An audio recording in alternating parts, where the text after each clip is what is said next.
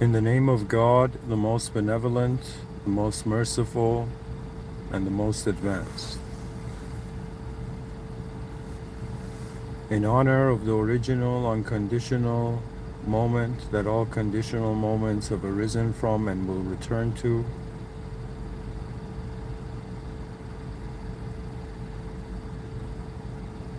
in the presence of the system admin and the world host beyond this world room.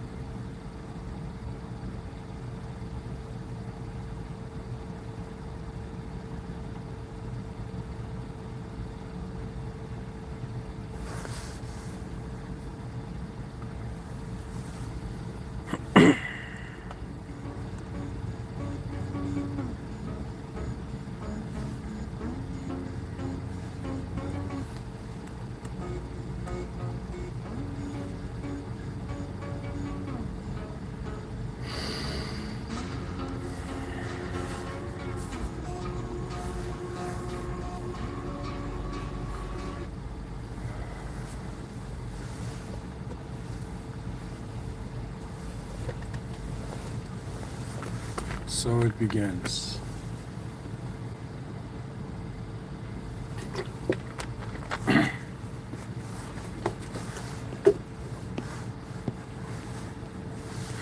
From one corner of this world of ours, a moment questions its position.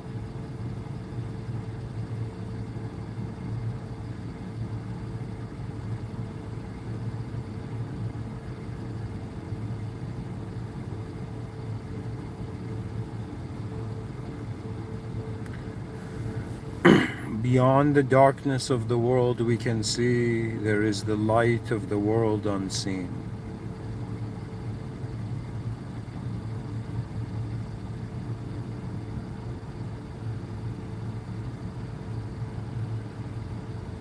From ancient times to this modernity, the remembrance that reality is owned has not forgotten, has not been forgotten. The question of what sort of beings are we? What are we doing in this realm?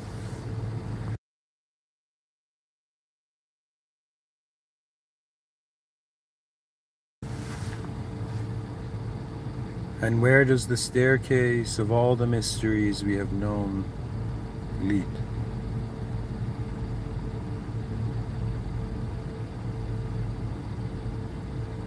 Whether we descend or whether we ascend, the unknown will be met.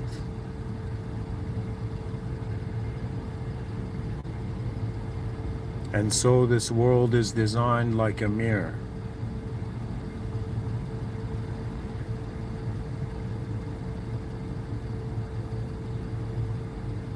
Most people consider they are the reflection in the mirror. They want to change their lives from the outer realms, not realizing that behind their eyes, the instructions for the outer realms is given.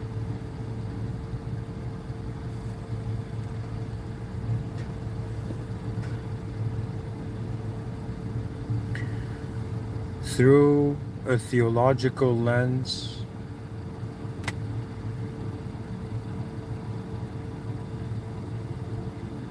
the true essence of being is a command of an absolute state where conditions adjust to.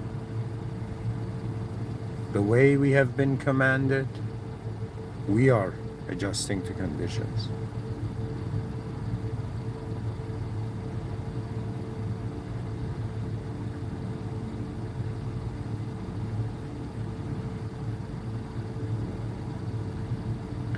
What is freedom in a changing world?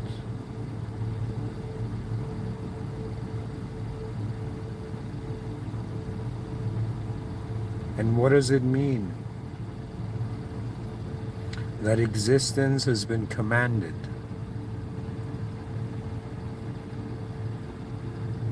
Or rather, we have been commanded into existence, or existence has been commanded into position. Could it be that behind all of nature's laws, behind the natural world,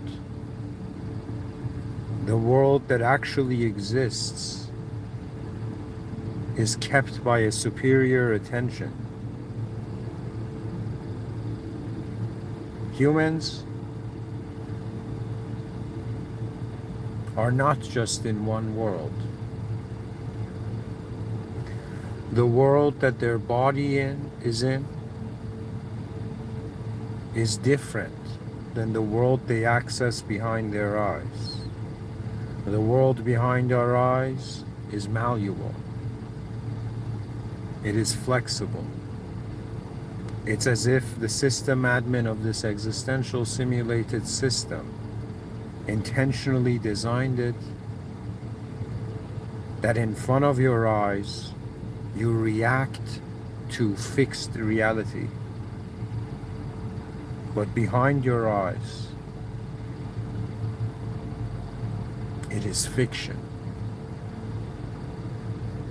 The privilege, the opportunity is given. The roads to the paths are already built.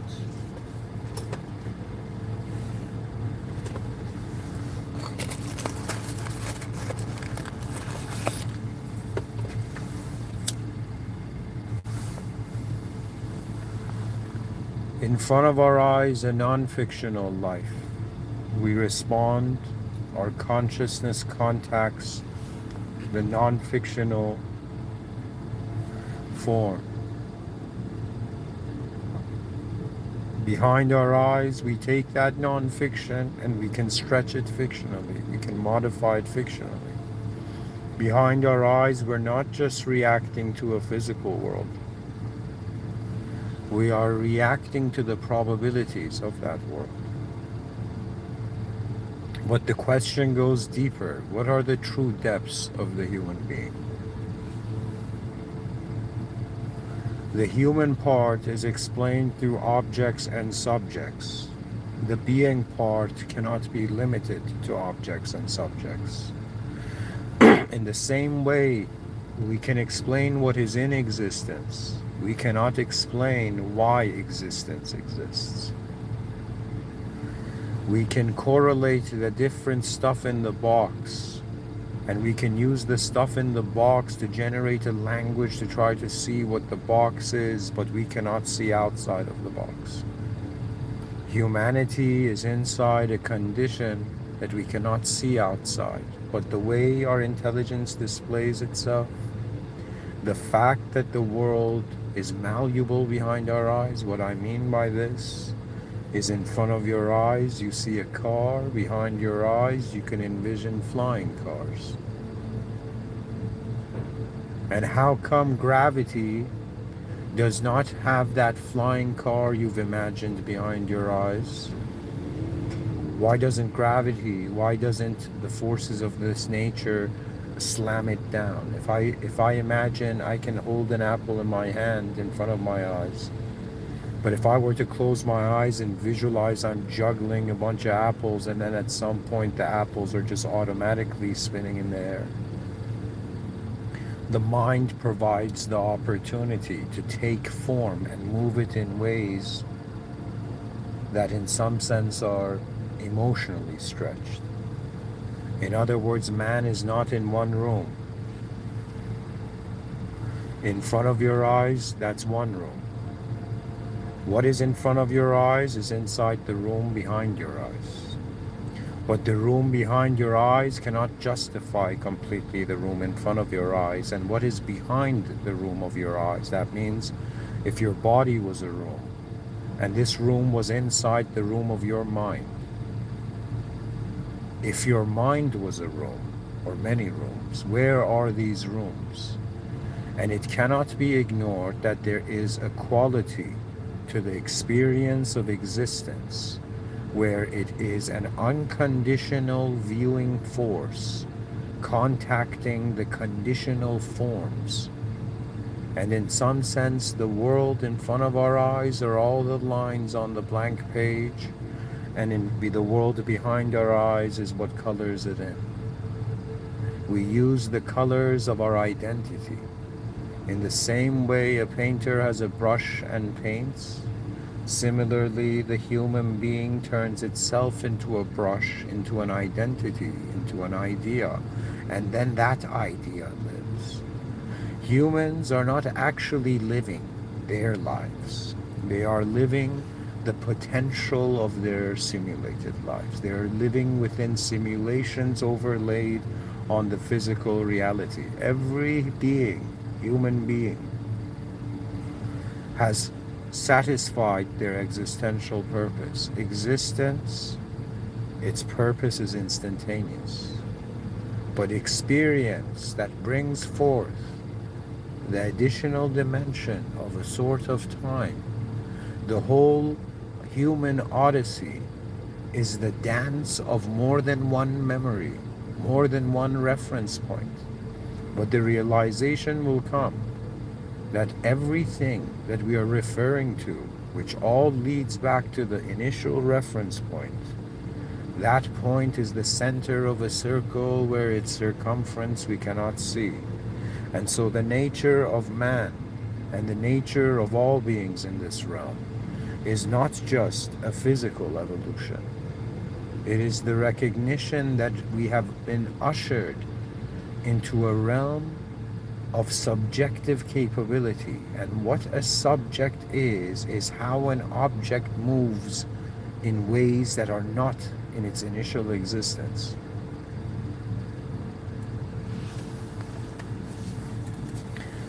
There will come a moment where all human beings will realize everybody leaves.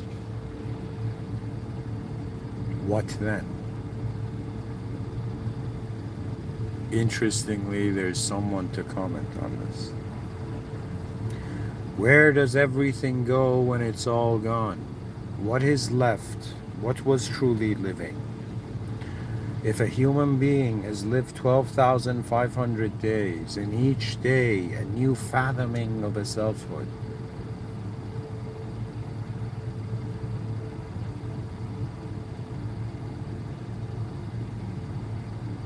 humanity was first under the impression that it is the author of its own life. But who gave it the paper? Who gave it the pen? How does the moment stand? Instantaneously. The secrets of life are instantaneous. The realizations of life are instantaneous. The victories in life are instantaneous. But things are slow here. And when will a human being be tired of not just traveling in front of their eyes, but traveling behind their eyes? Oh, you unknown force, moving through whatever form, how many forms will you pass through to realize that the force is not limited by the form? When will you realize that regardless of whether you are secular, religious, don't they all agree that energy is present? If energy cannot be created or destroyed, what is dying is the simulations of that energy. Deep down, the secrets of life are found through the contentment of realizing you are simply a force. When I was young, they said, put in the effort. Little did I know, if I am a force, the effort has always been there. It is the choice that matters. What is the value of energy taking shape? What is the value of one raw central presence emanating as various beings? It doesn't matter. You will realize that it is the dawning of the mystery, the privilege of human life, contrary to how many have considered, is to discover the unknown. To realize that just like you don't know who every person you have met is behind their eyes, what is the true depths of their subjective experience, from what corner of a manifest meaning are they looking at all this?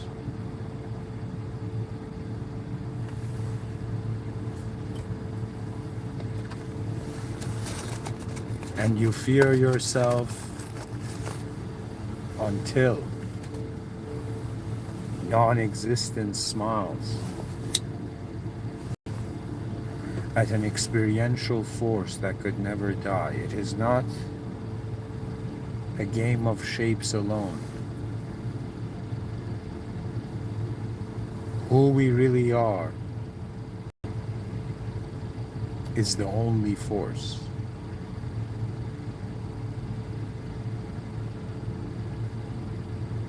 You know, in my youth, I saw the show Star Wars. Yoda didn't need a cane. He had the Force. But he looked at Luke and he said, I don't know, find the Force or something.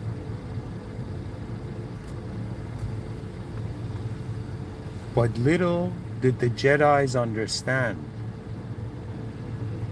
the Force is not something they use. The Force is what's in the room before their decisions.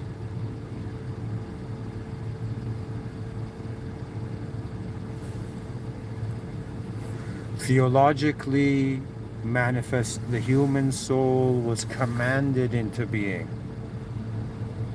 An instantaneous command, not a chronological development, an instantaneous command. The ancient clues point to a realm that was decided into existence. And so if there is a quality within every soul that reflects the Most High,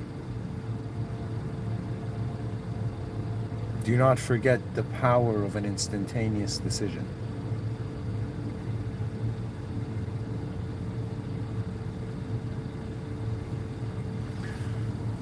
Most people are living behind their eyes. And when they take what is behind their eyes more seriously than what is in front of their eyes, their hearts harden. The ego turns it into stone. The ego is that character in the story that only you see, that you think has to be.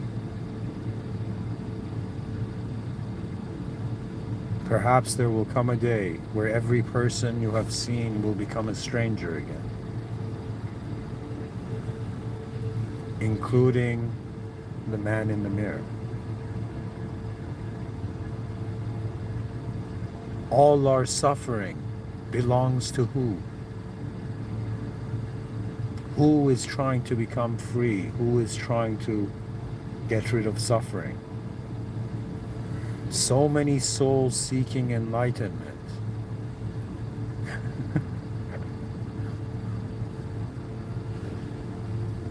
Yet they don't see the light in the room.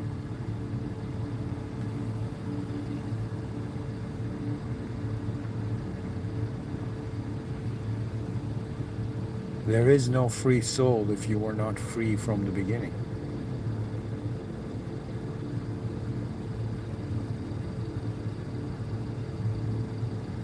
Ushered into the modern era, the inner realms of mankind is still open. Not all thoughts, not all inner events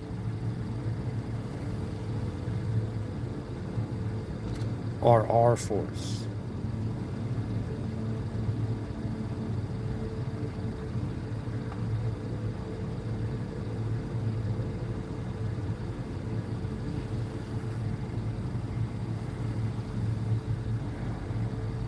You see a person, you get an impression of that person, and what's funny is years pass by and when you see them, you still think they are that impression.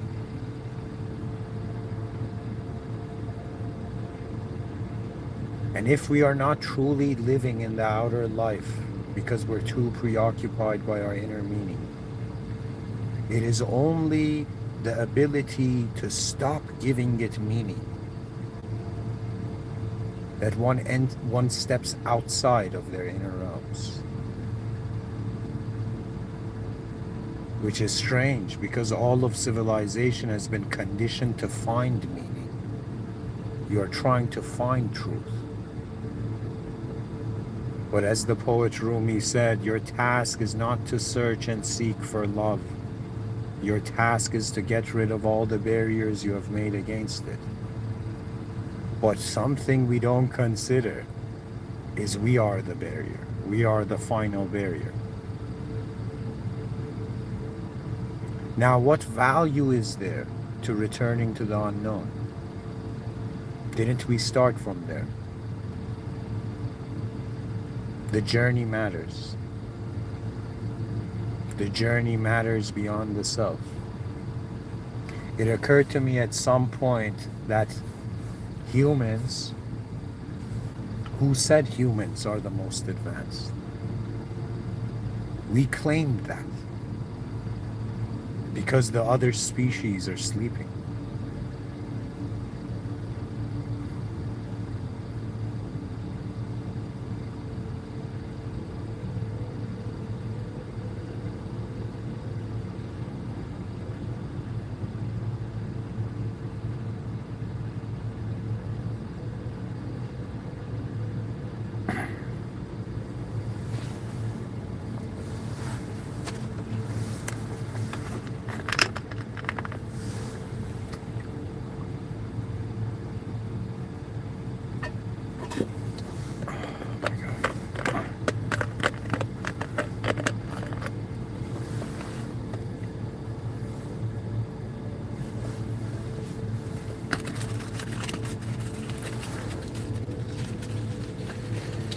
As someone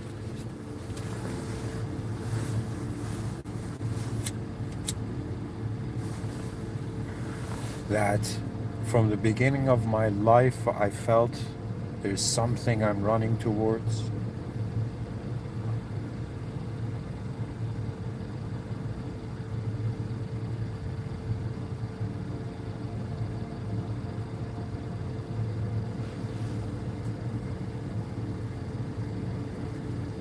the conviction that I was just me was a hidden betrayal.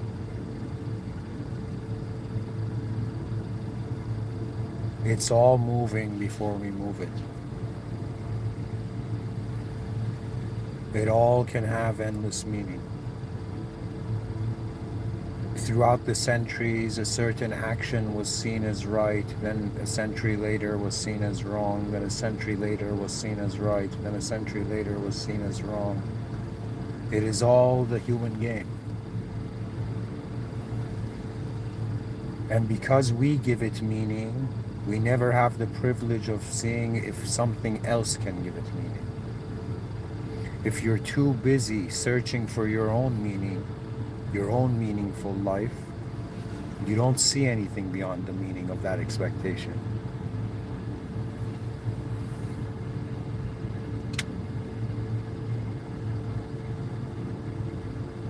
And the realization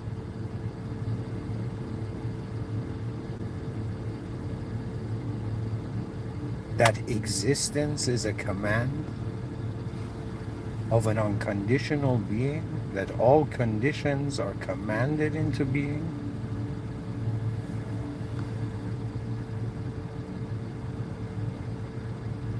For if an absolute being is beyond time, everything is instantaneous.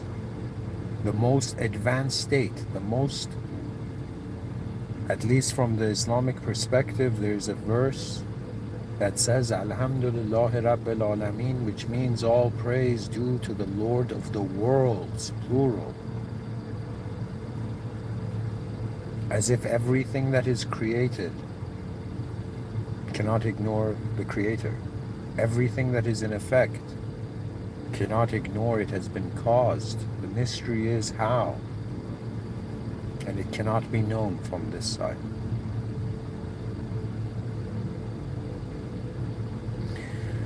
Take your attention back to the absolute being. Think about consider the most advanced state of being. If all the other states are conditional, if the conditional is the norm, then the unconditional is the advanced.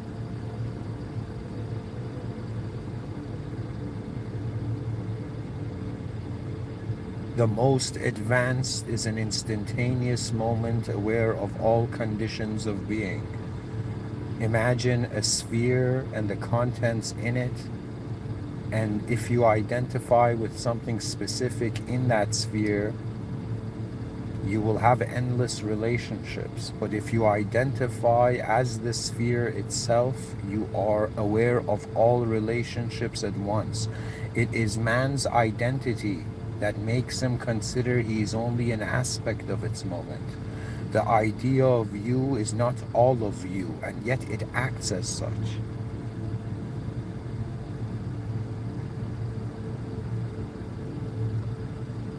For perhaps civilization slept past its most important parts, its most important realizations. I keep thinking, where can a conditional being go? I keep thinking, what is the point of endless conditions, condition after condition after condition? And it's a changing world.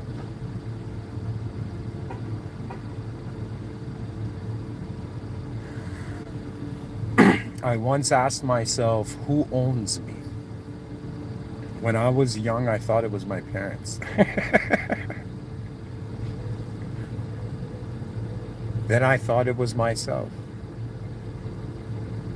Then I thought it's the world. Then I realized, who owns the conditional?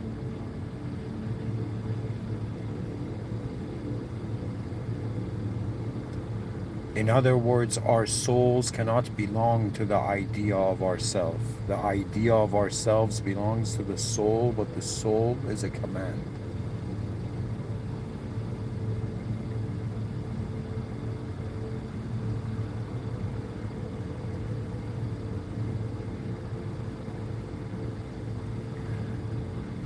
To some degree, I figured out what is the purpose of a known self.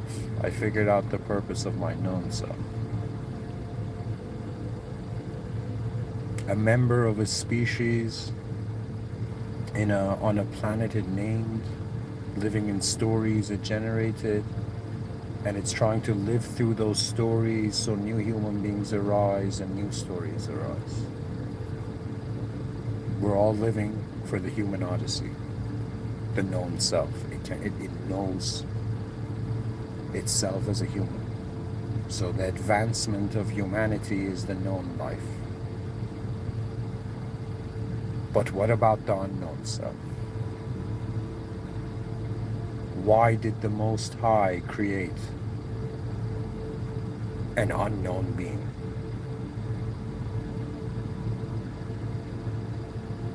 Unknown to ourselves, but perhaps not unknown to our Creator.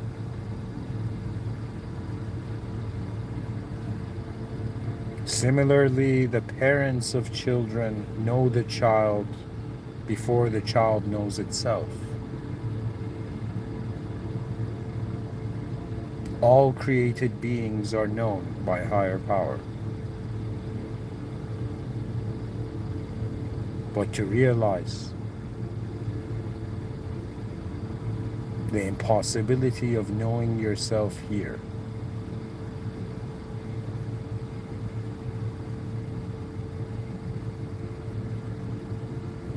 what if Earth is the lobby to the main event?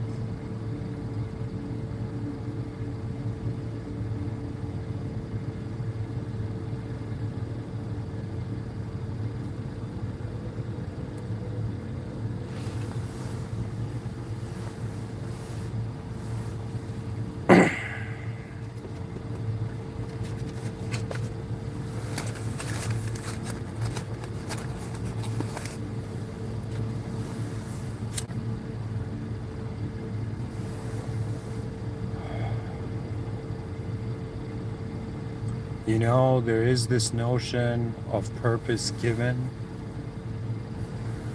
but people don't talk about purpose taken. And beyond the give and take of purpose, can you serve a world that you will never understand? Could that be the final station of consciousness? To realize it is unknown, to realize it is in an unknown moment, and to do the unthinkable, literally the unthinkable, to serve that unknown. In other words, the service of an unknown being in an unknown world as an unknown force, it can only be faith. Faith in the unknown. Everybody has faith in the known. They have faith in conditions. But when you have faith in the unknown, you do not shape the moment before you enter it.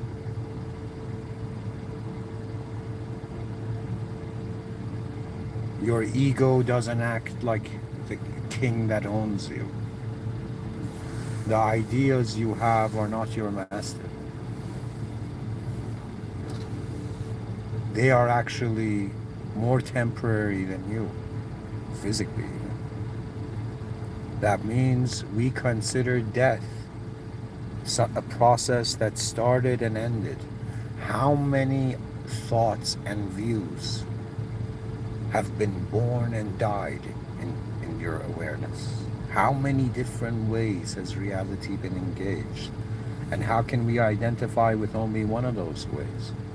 If I have lived 12,500 days, technically 12,500 selves that woke up, it's like another new day, yo.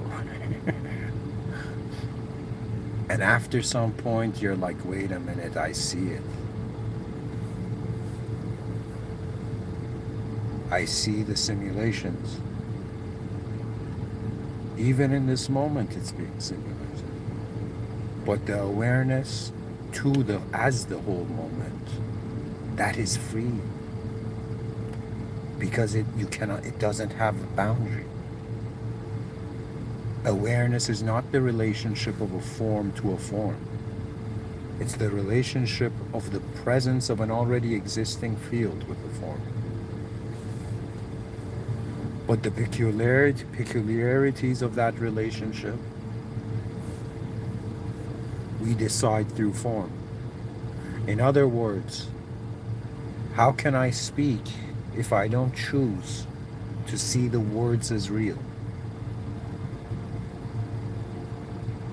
And even though I speak, the speech is not as real as the reality.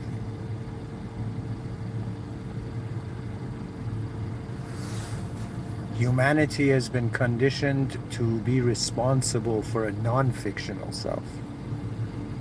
But how do you become responsible for the fictional meaning we give to that non-fictional self? I have this, for some time, I've had this inclination, like I've had this feeling, I guess, that how can I know what is best for me if I don't have access to all the information? How have I been making decisions if I don't know where I am?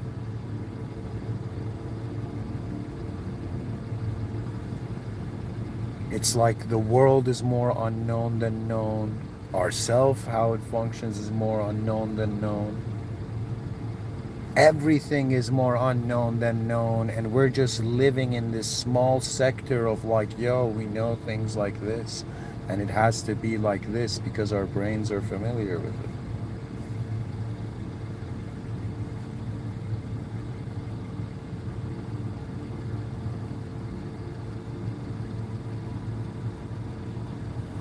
You know, I thought about death and I asked myself, what dies? You know, there was a moment where I fathomed that, as if I have finished this life and I'm in the afterlife review, and I am confronted by a voice of the Most High saying, why did you do these sins? Why did you make heirs? And a part of me humorously wondered, what if I responded, I don't even know who made those mistakes? As a Muslim, the soul in the Holy Quran is said to be an amr of Allah subhanahu wa ta'ala, which means a command of the system admin beyond this world room, and also a secret. Man knows little. So if I don't know who I am, who's sinning, who's going to heaven or hell or wherever,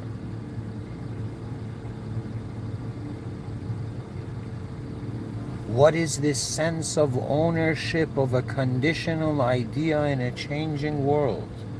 We suffer because the speed of life behind our eyes is different than the speed of life in front of our eyes.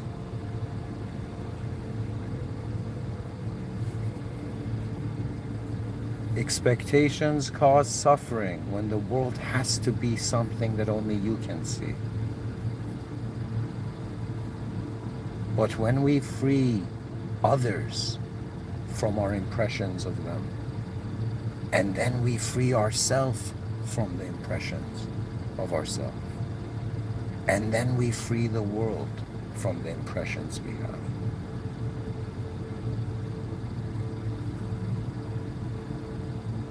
the deathless presence of the beyond stares at it all, yet it is not the ultimate.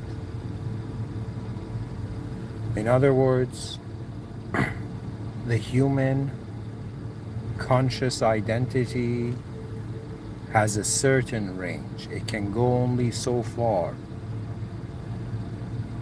Does it mean after that it must be dehumanized? If the concept of the human had never existed, it would have never been dehumanized. Identity shrinks the world only for our presence to remind us it is much bigger. The fact that we have been convinced by the world that only we can see, that is overlaid, that overlays as the meaning of the world we are all in, isn't the unknown liberating?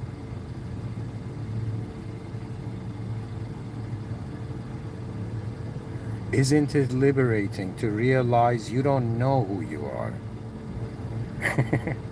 So who's been suffering? We don't know what world we're in. Who's suffering? That means, imagine the world was destroyed. People are going to be like, oh no, Earth got destroyed, but where did the idea of Earth come from? We try to adjust the world to ourselves to feel satisfied. It is an error. We are, let me say it this way, it is rather than we are in a place where we need to compute and then, oh my God, the calculations were correct and I figured it out. Souls are brought here, and I'm not saying this as if I know the unseen, but this is how far I see. Souls are brought here to contact the unknown, to realize how much of their life is an automated force compared to a specific self's meaning. It's a luxury.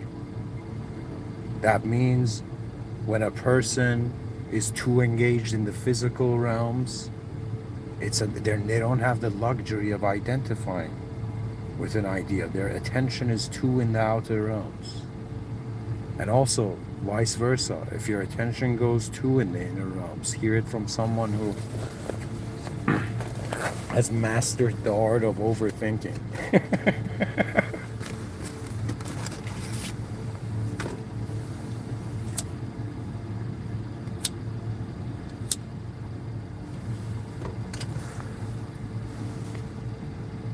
It comes full circle when you were born unconsciously unknown, and then you return into a moment where you are consciously the unknown.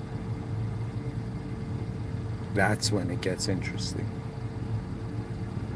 Not to shrink the unknown into the known, not to contain the unknown as the known and think that's the reality. We have been trying to fit in the whole world in a box it cannot fit in. Ideas are tools. That means, I don't know how to say it, this whole time we have been a tool. Like, imagine somebody uses a wrench or something, uses a hammer. They've been using it for so long, they think the hammer is their hand. And then somebody shakes their hammer, it comes to shake their hand, and they just bring the head of the hammer, and the person shakes the head of the hammer, and the person's like, I don't know why I don't feel this handshake. In the same way, our true presence was not an idea.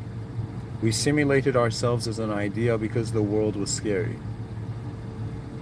It was containable that way. But now people have forgotten they are not ideas. You cannot be. I mean, when in deep sleep, are you a thought? Are you an idea? It's like, yo man, in deep sleep I identify with nothing, yo. My true identity in deep sleep is emptiness. It is simulated. It's all simulated. We have choice in certain range of the simulation. Not all of it. To truly live in the actual world means we cannot ignore the unknown. And this means that the patience of mankind must increase ridiculously. We are impatient because expectations are not met. That means a person lives a life assuming, okay, I am this, others are that, that should respect this, you know? Only to realize in our minds we converted people into our preferences, but beyond that they are unknown. What do you think I mean when I say there comes a moment where you see it's unknown? And you ask yourself, who was suffering?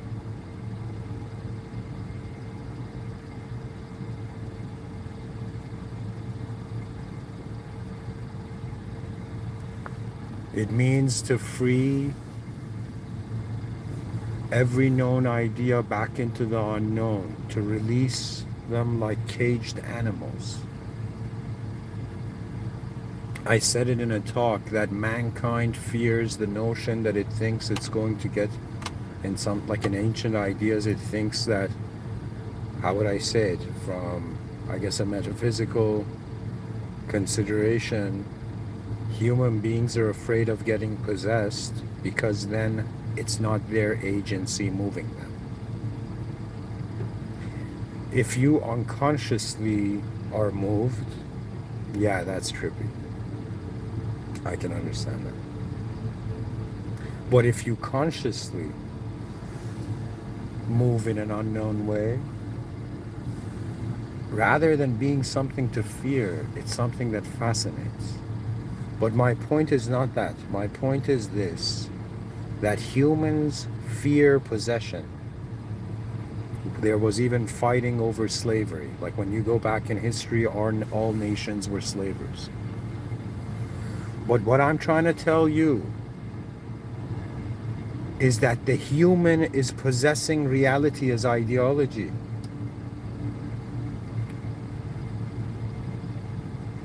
We are humanizing everything. The value of even other animals. It's all in contrast to what is the human value. And so this is one of the advantages of realizing the unknown, your unknown presence that holds everything you've ever known.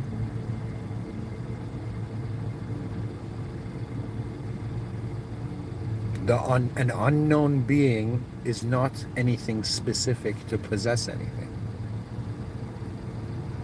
And when man releases his possessions, not necessarily in the outer realms, one can, but specifically in the inner realms, you release yourself from your own enforced meaning on the world. All of life is a matter of directing force. In this moment, I am directing force through language. But it is not just force, it is witnessing as well. As I speak in this moment, behind my eyes, in my inner realms, there's reality moving. But there is a part of me that is watching the outer realms and the inner realms at the same time. Meaning is imagined.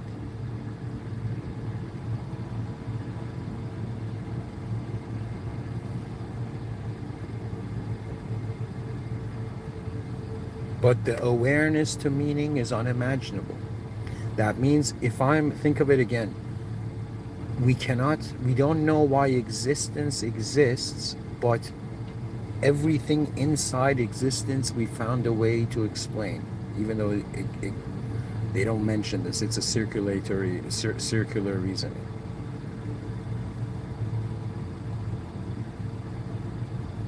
I am saying that I possessed myself as an idea this whole time. And when I realized the world is more unknown than known, I realized the fiction was out of hand.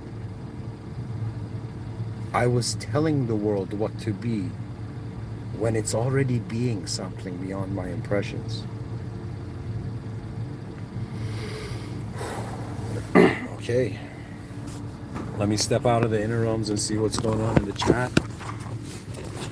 What's up, guys?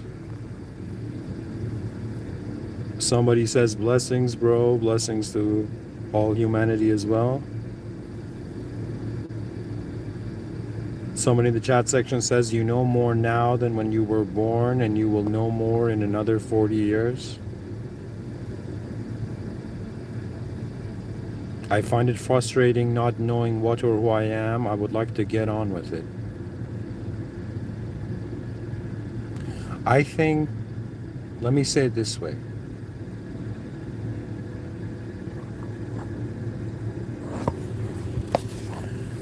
As in, for me, the known can be in any condition.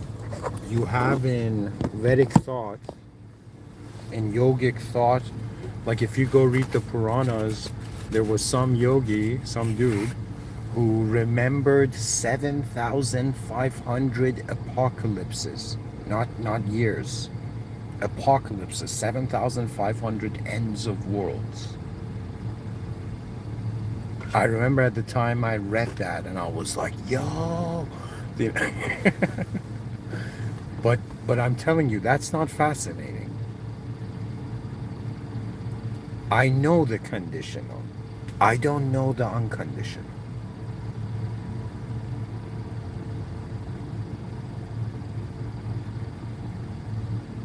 I mean, think of it this way. Everybody knows something, right? Everybody is identifying with what they know. But what they know is a small part of the world. So what is the value of that knowledge? Maybe it's not, maybe we're looking at it the wrong way. Maybe like we were convinced it started from the known. That means like when I think about like the earliest moments where I was a person, it was like one day I was just me. There was no, I don't know how to say, there was no like build, like I don't remember consciously the build up. It was just like, I just remember at some point I was a person suddenly, like consciously to myself. So in a world where everybody thinks they're a known self and they're trying to know everything, it's like, isn't it kind of interesting to think, okay, everybody's living like a known self in this and trying to live like, in a consideration of a known world. What if I live as an unknown being? And guys, I'm telling you, your days are going to be different. That means if when you don't possess the moment with your own specific inner realm meaning, or even other people's inner realm interpretations of the outer realms, it comes down to this simplicity of like, wait a minute, like somebody in the chat section says, I want to get on with it. Who is getting on with it? An unknown being wants to get on with it in an unknown world? What verb or noun can an unknown being be? Aside from the unknown. What I'm trying to say is that, I guess this is the best metaphor I can fathom of it. Okay, like again, imagine like a sphere, like imagine there's a sphere around you. What's in the sphere is not the whole sphere. The sphere is unknown. What's in it, we correlate to one another, all the different things. That means if I have a box filled with a bunch of stuff, if the stuff in the box became conscious, the stuff are going to talk to one another. Oh my God, you're like that, you're like this. But it doesn't mean they can explain the box just based on what they are. So if all knowledge leads to the realization that, yo, it's so unknown, then it's actually an unknown life we're living. And we're just identifying with little parts of it that are known.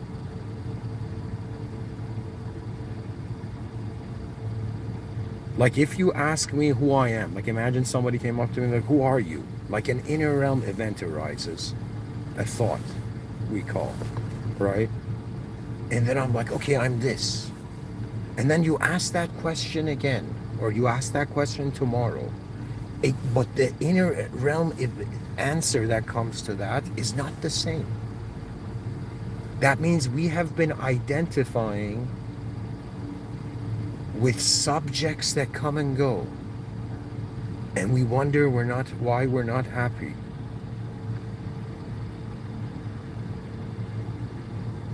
These are tools. I find my body as equipment. I find my thoughts as equipment. I am equipped with a body. I am equipped with this sort of subjectivity. But that which is actually like all this stuff is equipped on, I guess. Can you let the unknown be unknown?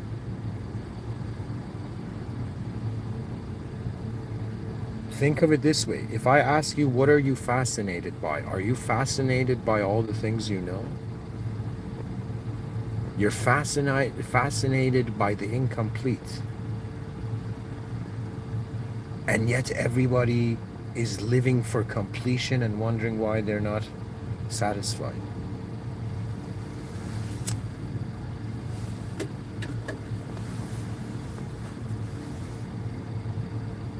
Somebody in the chat section says, well, the voices tell me to get on with it. If I do, perhaps they will stop.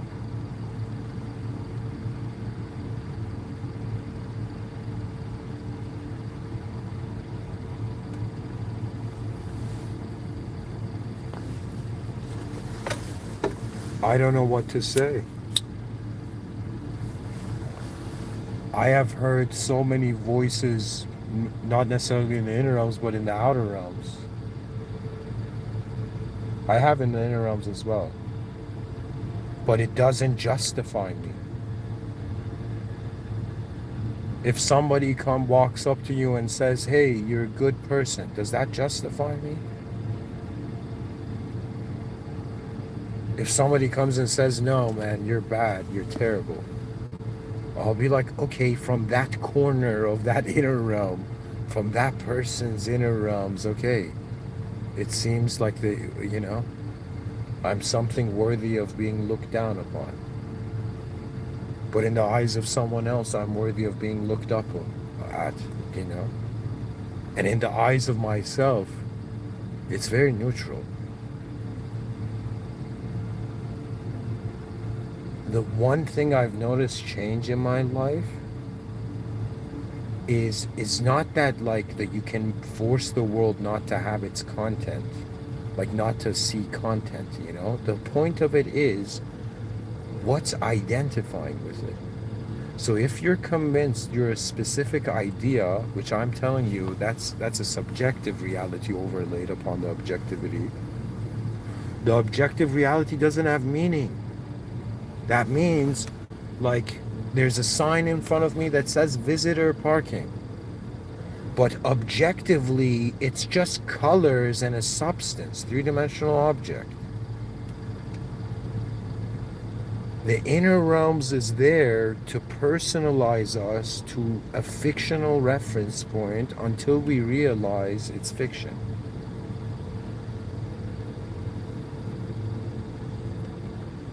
In the same way, if we say that if I see someone for the first time and they've lived many years on this planet, and I just get an impression, yo, that person is like this, we obviously say that's wrong, right? That means one impression I have of someone doesn't mean that's who they are, right? Similarly, then why does an impression on myself, why do I treat an impression on myself as if that's me? People are suffering over selves they think they are, which they can never be. It's just a part of their moment. Do you see what I'm saying?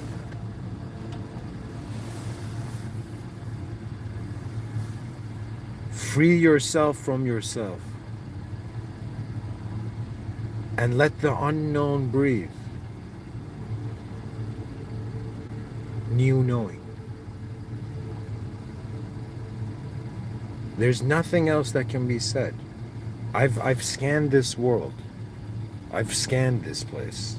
It's all conditional. It's all conditional. We zoom into one condition, we find 1,000 other conditions.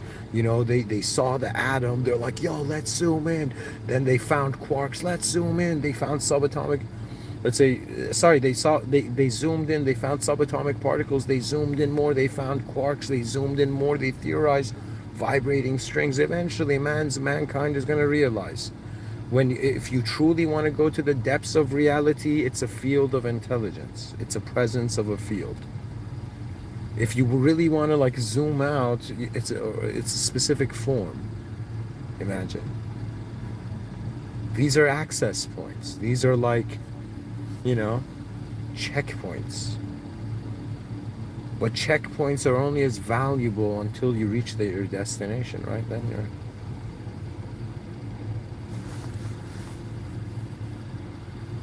it all depends where you're going. It's just, for me, I just realized most of my life was just clothed in stories.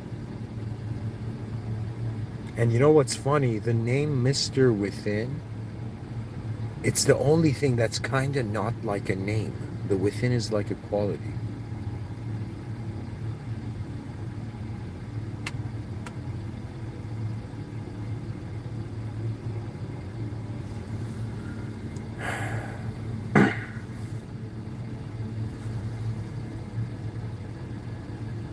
If you identify as something specific, you allow multiple relationships.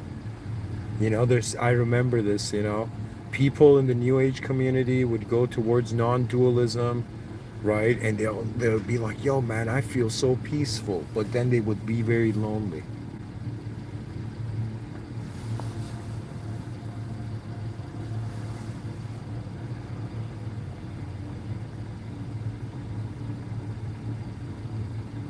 I guess what I'm saying is the ultimate realization is we are an unknown force that is commanded by an unconditional moment that is aware of all conditions instantaneously.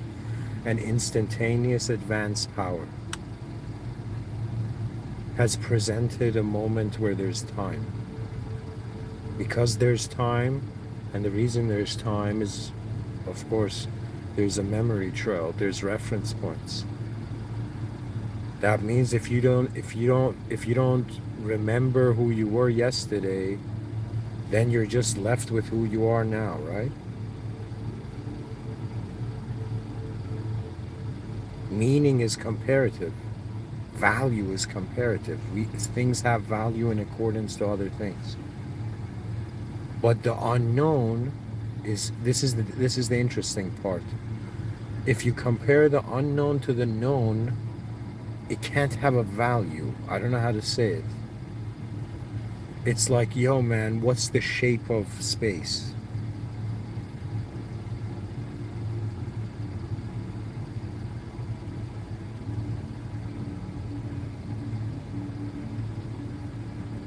You see shapes in space, but all of space does not have a shape to us.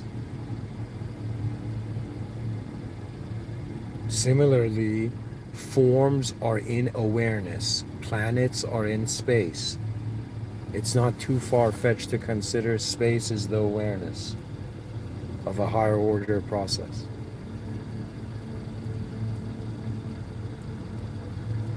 For me, think of it this way. If I live as a known self, yes, I'll have a specific identity. And as a specific known self, I'll imagine specific things, the specific future selves and future moments. But all of that is limited to an imaginable domain. That means the thing I'm realizing now is I have an option of either I give meaning to the world first, or I don't give meaning to the world and I see what this unknown place is. So if you give meaning to those voices, or if you see, it's the whole thing of how you contextualize, like how you contextualize it. I realize the context of everything is unknown. So why this looping enforcement of a known idea of self?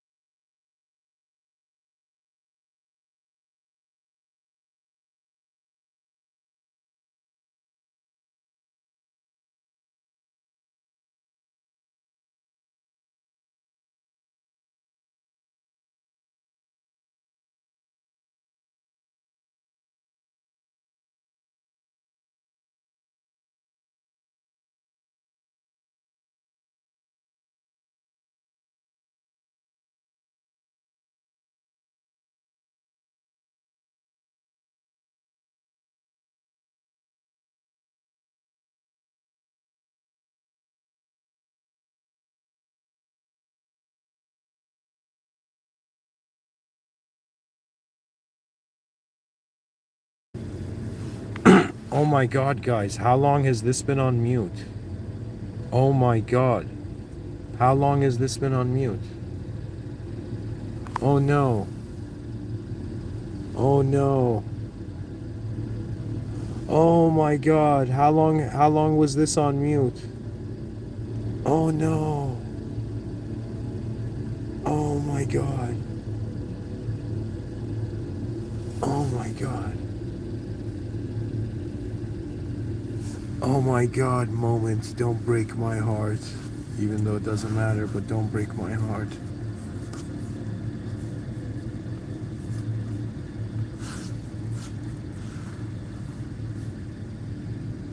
Can somebody tell me how long this was on mute? Anyone?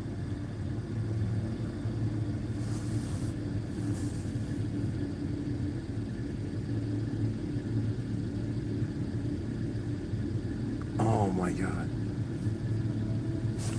Okay, maybe I'm tripping. Maybe it wasn't on mute. Maybe I wasn't conscious when I muted it for a little bit. Let me double check.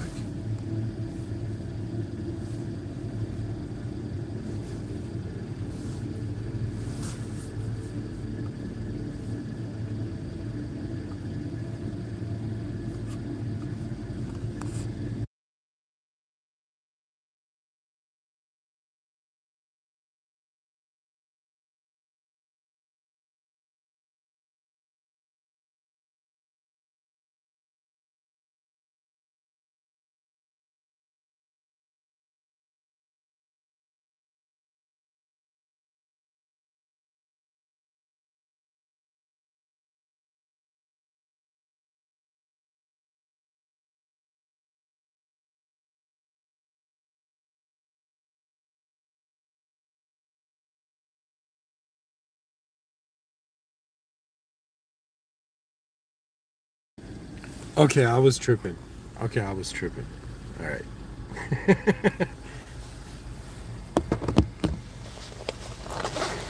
Oh my god.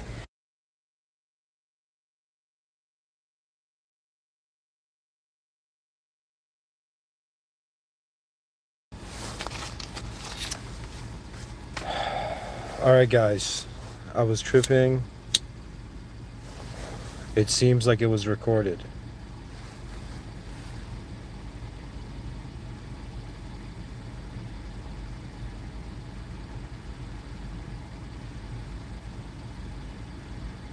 I am bored. I I was bored, okay, with just being an idea. I feel the human species is outgrowing its objective and subjective identities, and it is realizing it is the presence in an unknown world where unknown forces move. Theologically, it's a command.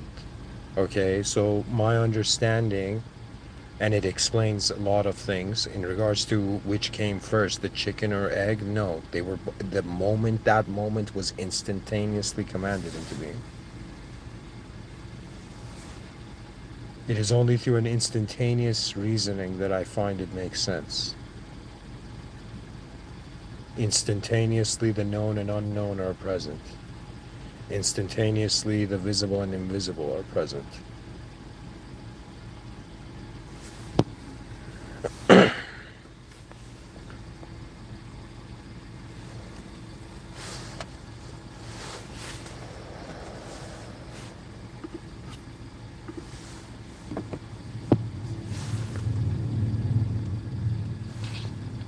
I consider that this was a feeling. This was like this thought of the title of today.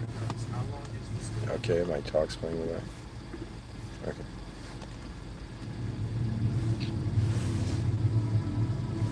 Today, this thought arose to me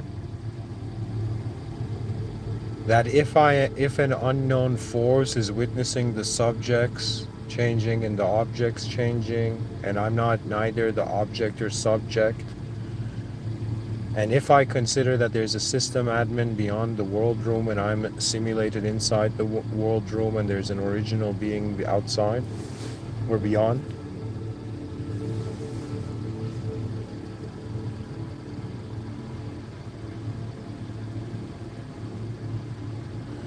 It occurred to me that if the most advanced state is the unconditional, and the unconditional, the original unconditional created conditional simulations, and I'm having the experience of a conditional simulation, or a certain part of me is experiencing this conditional simulation, then this is created by the most advanced. In other words, I'm shifting from this view that, yo man, I'm this soul, yo, to like, no, forget the notion of souls, there's something deeper. The command of the system admin. We are commands. The soul is a command, an instantaneous manifest command. And it occurred to me, if as a conditional entity, I was instantaneously commanded into existence by an unconditional being, in other words, I am the effect of the most advanced cause. In other words, even if I have an idea of myself, it cannot contain that advanced. So I'm left into this view now, like this is my view now, that the unknown is the command of the most advanced state of being. And it is from the unknown, or the unknown is there first, and we're that small part in it being like, yo, we know this. In other words, the unknown is God's command.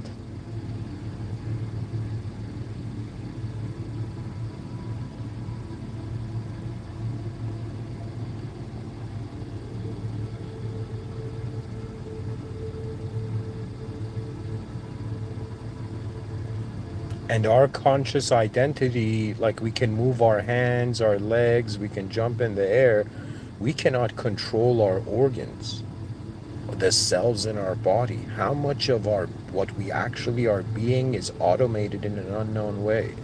You know, it's the other way around. People are like, have faith. It's all like everything is starting from faith. It's just we've brought certain ranges of the multiple, like we've brought certain ranges of it into our known reality, and we're playing with that. That means all the known human experience, it's like a game. We're playing it. What you're playing is not the actual you. Anyways, folks, thank you for listening. The unknown is very liberating.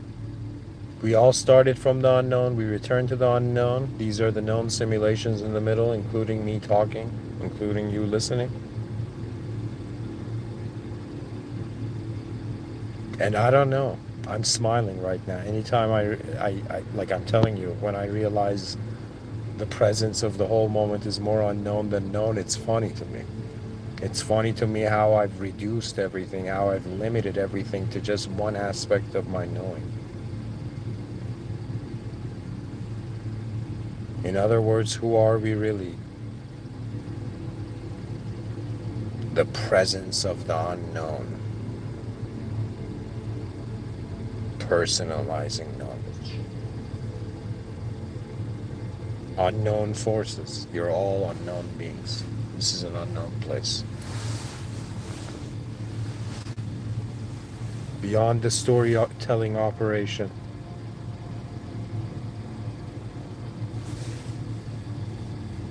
Perhaps an unconditional freedom awaits. Thank you for listening. In the name of God, the most benevolent, the most merciful, the most advanced, in honor of the original unconditional moment that all conditional moments have arisen from and will return to, in honor of the world host and the system admin beyond the world room. Let us not fear what we don't understand. Let us understand our fears. Have a good night, guys. Thank you.